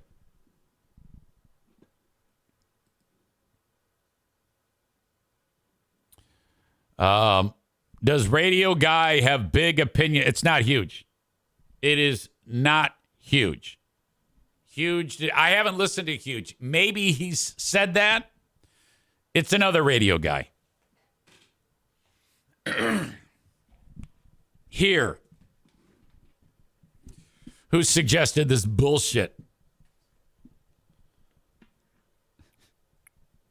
Yeah, Connor Stallions does all that on a $55,000 a year salary. Is it Sharon or Sharon? I've heard both, but I'm going with Sharon. Call of Duty says, was it free beer? No.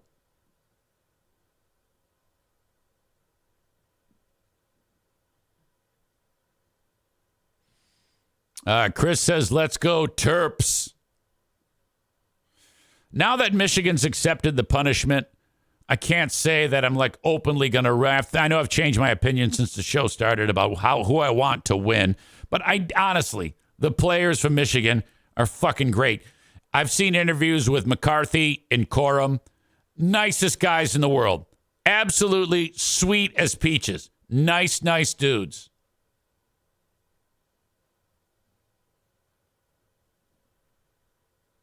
All right. People dogging huge. Linda says huge is dumb. Now, you know I can't let you get away with that. That is my boy, Bill Simonson. In fact, we should bring his ass in here to talk about his Michigan team.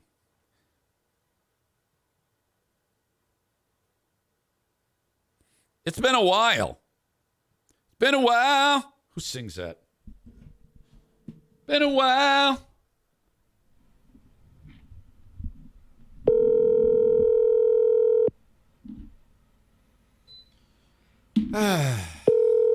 He's probably not gonna pick up. Probably not gonna pick up. You can't just leave him a message. He has a recording that has like a dial tone. See? Your call did not go through. Please That's a recording. That when's the last time you called and that happened? He actually has a recording of that.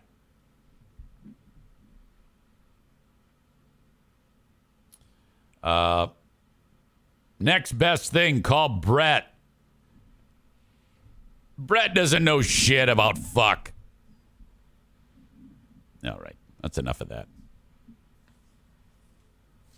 I think that pretty much ends the saga. Now it ends. Michigan probably didn't like that they were such a focus and with controversy. The play, it's a distraction to the players. That's another reason why this is a good move for him to accept that punishment. Really is.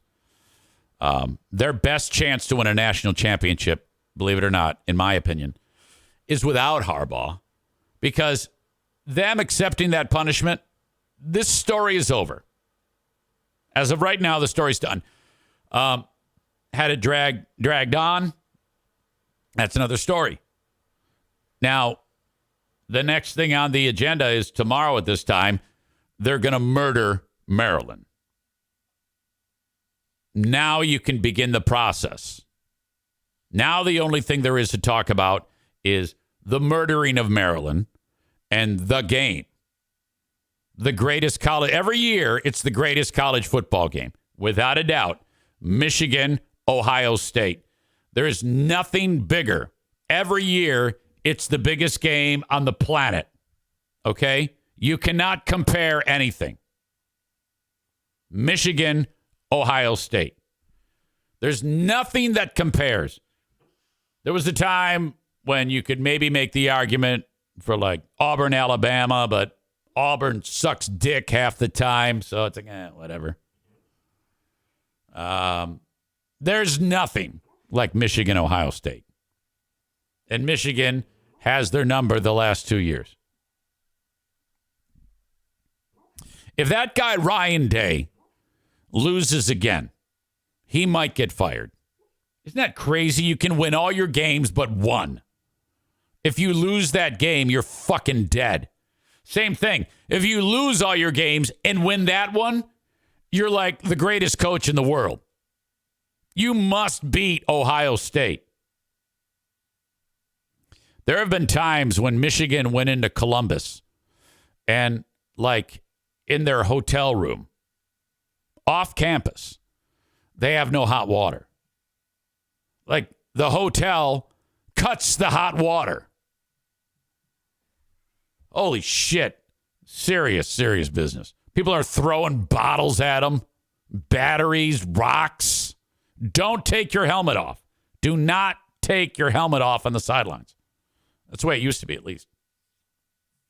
Woody Hayes, the coach of Ohio State, you know, the guy who got fired because in a game against Clemson, some kid from Clemson picked off the ball, and then he caught the ball and then stepped out of bounds. He was right next to Coach Hayes.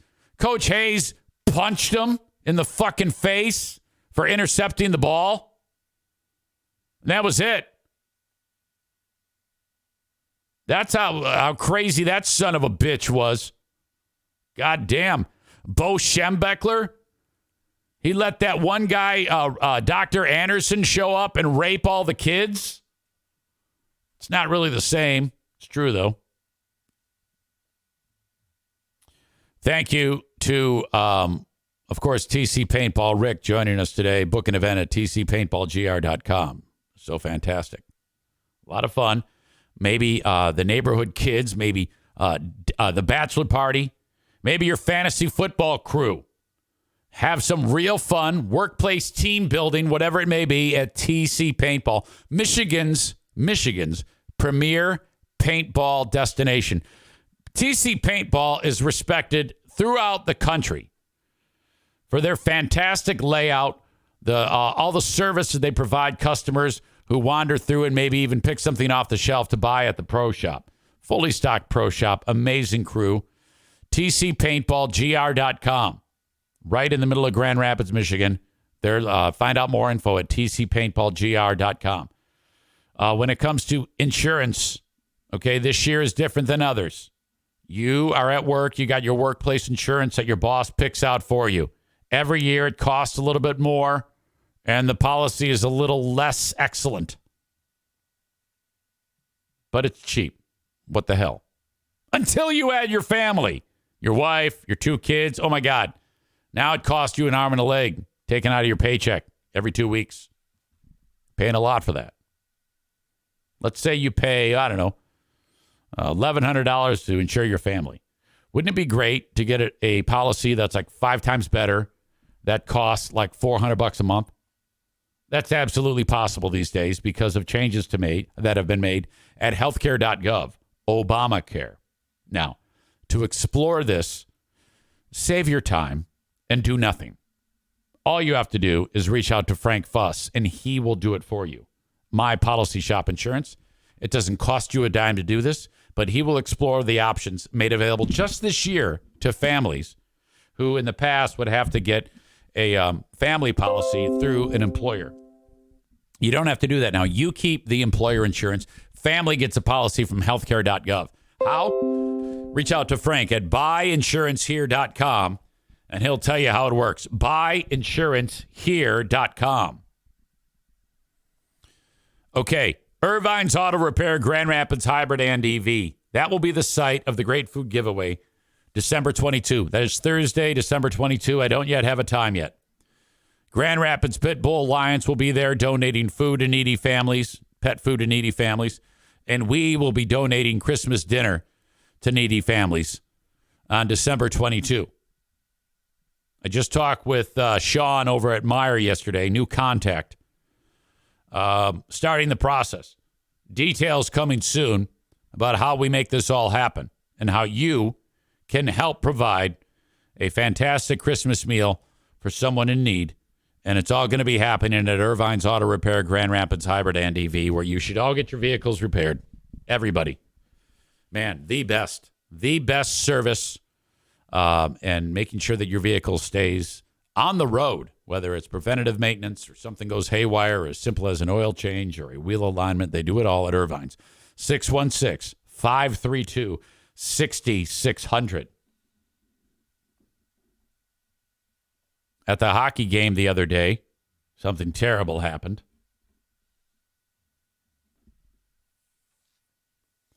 Okay.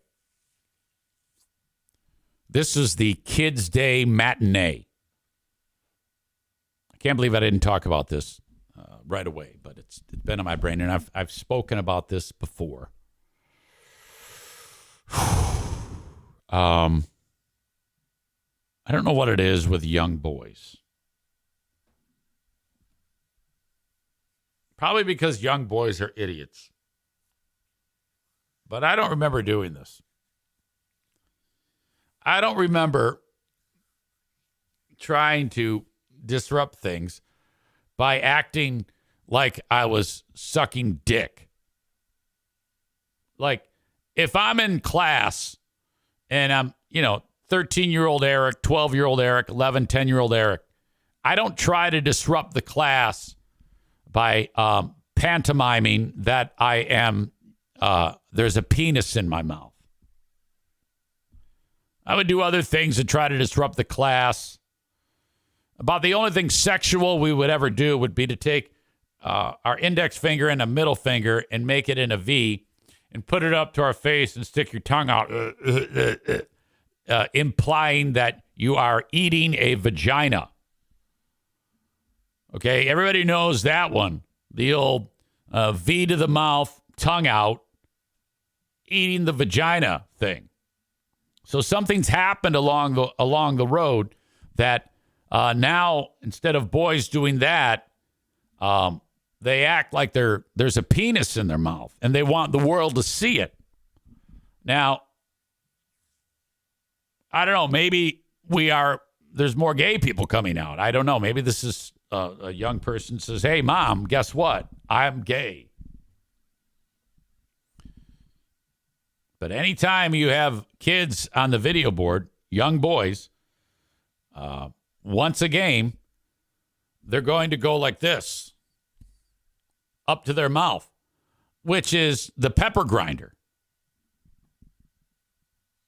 which is a way to have a good oral sexual experience. Like, if you were performing oral sex on a man and you did the pepper grinder, you're massaging the base of the penis and then also above it, closer to the really sensitive zone while your mouth is on it. Okay? Kyle Ryan knows this. He's performed it on his husband. I haven't. I have not performed the pepper grinder on anybody. All right? But nowadays, if young boys are on the video board, they're going, yeah, or go team, or go Griffins, or...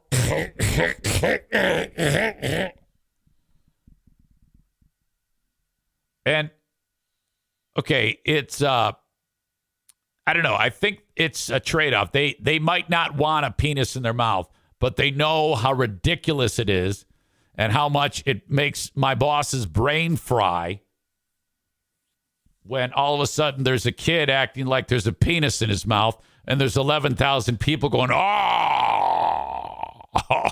no.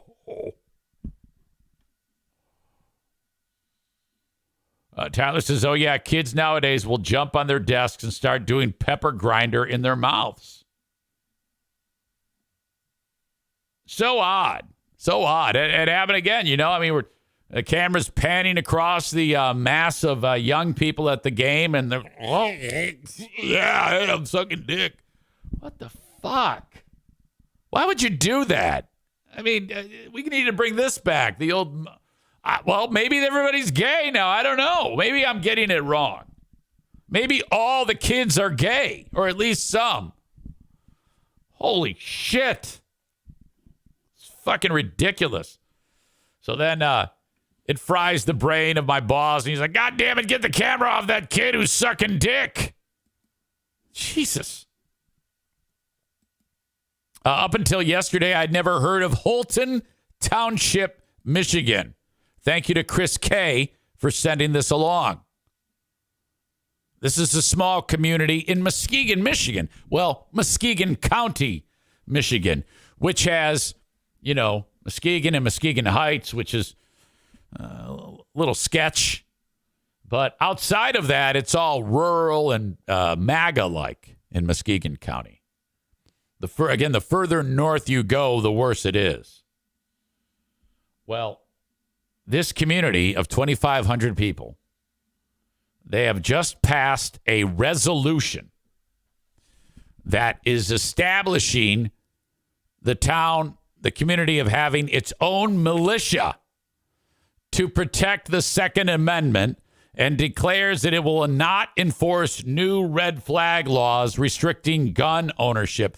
Okay, so in a day and an age when the idea would be that, let's say, a psycho who's been in and out of psych wards, and he's a maniac, and he beats the shit out of his wife, and he's got all sorts of shit on his record, and he goes in to get a gun, and red flags light up. Do not sell this guy a gun. In Holton Township, Michigan, yeah, you're going to get a gun, and you're going to own a gun. They don't want anything to get in the way of the Second Amendment.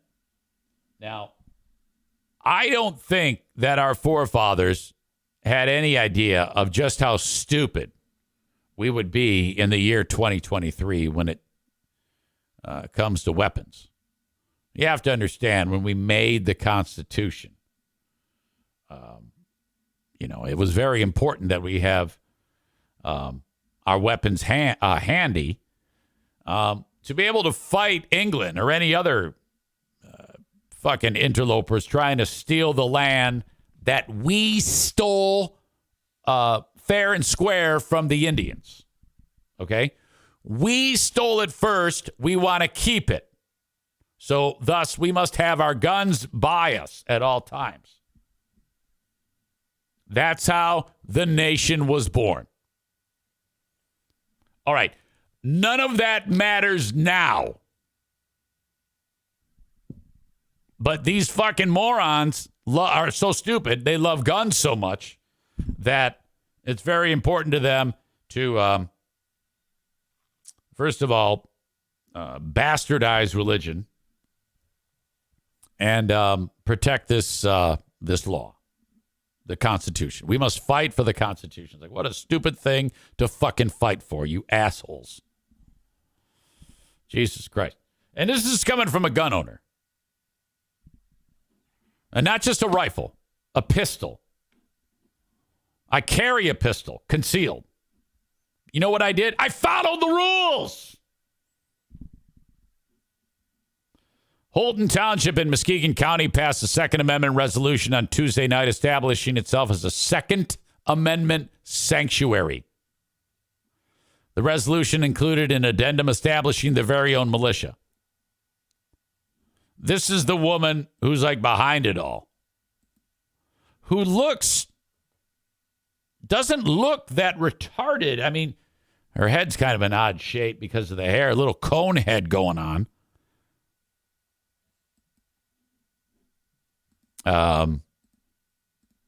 Under the changes, all legal residents with primary residence within Holton now have the opportunity to join the militia, but must adhere to federal firearms checks. Okay. The town said they are adopting policies necessary for the security and rights of their residents.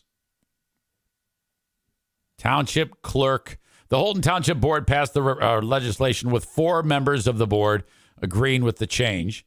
Township clerk Melinda Pego is seen above. That lady I showed you was Melinda Pego. This is it. This is the resolution. It contains a lot of whereases, whereas,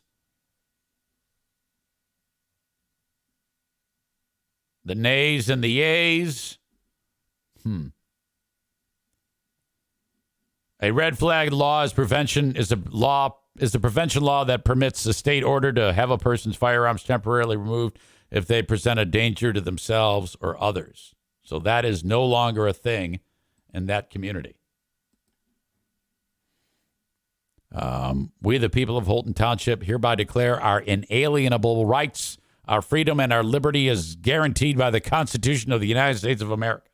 The addendum laid out conditions for residents wishing to join the militia. Can you imagine that bunch?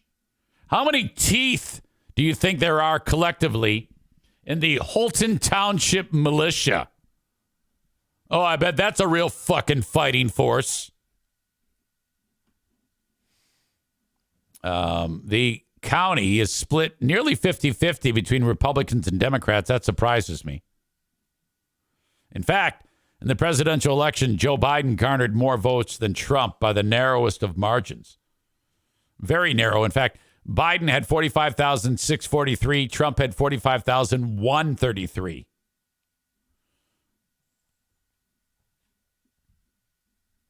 Wow. All right. I guess that's it. So who the fuck wants to join the goddamn militia in Holton Township of Muskegon County?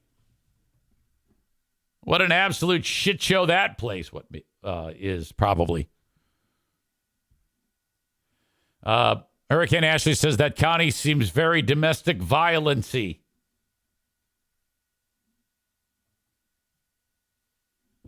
Very strange. All right. Place to avoid, Holton Township. Avoid Holton Township, Michigan. Okay. Thank you to the legendary efforts of A&E Heating and Cooling. Owned and operated, expertly maintained and run by Joe Martinez, a.k.a. Senior Harbaugh. This man, talk about drinking the Kool-Aid. He's drank the Wolverine Kool-Aid. I don't think he's drank the Lion Kool-Aid yet. I think I saw on a Facebook entry in which he pissed off my wife. The Lions got hammered by Baltimore, and Joe did same old Lions and pissed off the Queen of the Forest. I'm like, uh-oh, here we go. And referred to Joe as a fair weather fan. Joe announced for some reason that if they're still like doing well by Thanksgiving, then I guess he'll drink the Kool-Aid. I don't know. Who knows? Well, Thanksgiving is fast approaching. Anyway, this isn't about Joe Martinez and his love of Michigan and him being skeptical about the Lions. Joe, look, if you're still driving, if you are still driving, you better not be driving right now. Okay? He's still commenting, and you worry me when you comment while you're driving. I hope you are not driving now. He says he's still driving.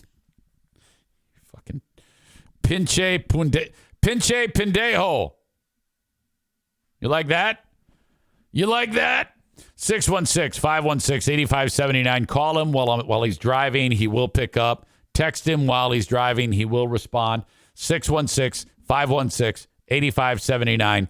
The best part about A&E Heating and Cooling right now is that up until December 1, you can get your furnace and AC. You get not your AC, your furnace tuned for free. He's teamed up as the only HVAC specialist in West Michigan to do this. Teamed up with DTE Energy. DTE Energy says, we want Joe to tune up as many furnaces as he can for free. We will pay the cost of $79.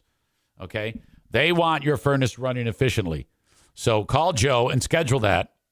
You got to get in before December 1. That's when the offer ends. There's no strings attached.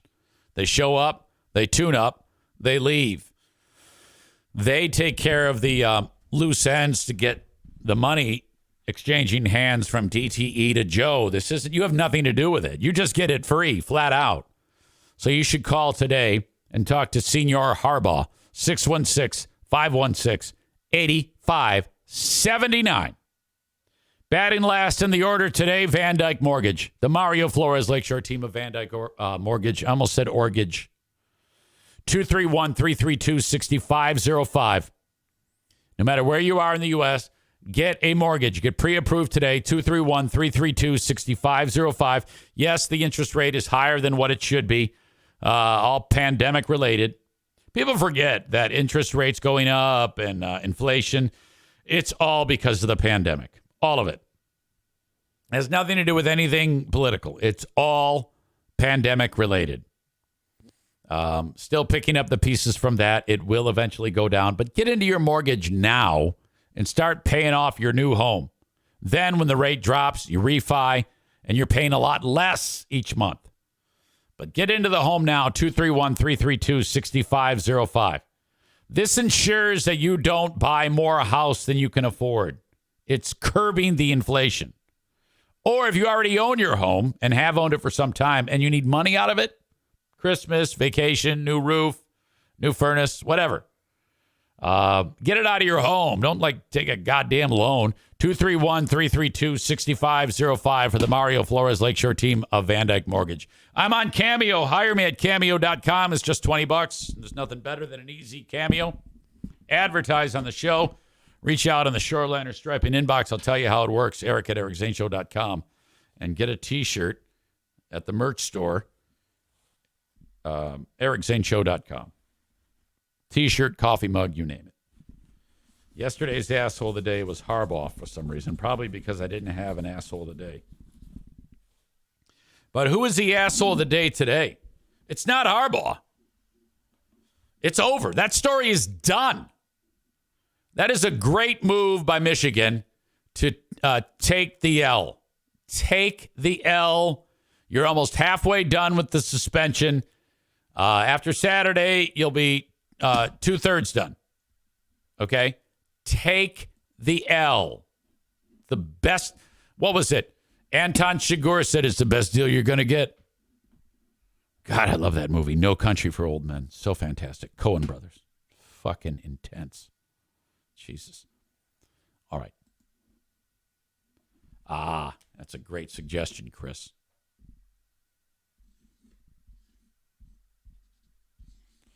Because it's fresh on everyone's mind.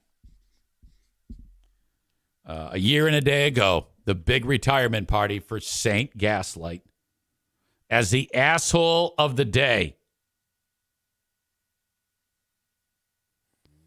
Kenny says asshole of the day is Eric being on Facebook without Ashley's knowledge during her call. What are you talking about? She says, I cannot believe that was on Facebook. Unreal. What are you talking about? What do I do every day from 8 to 10, you dumb twat? What do you think it's on?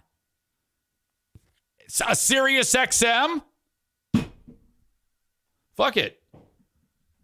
I'm going to take Joe off and make it you. You're the asshole of the day.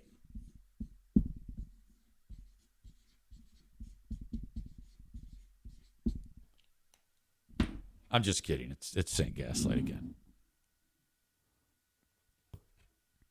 She says 8 to 10. Since when? Wait a minute.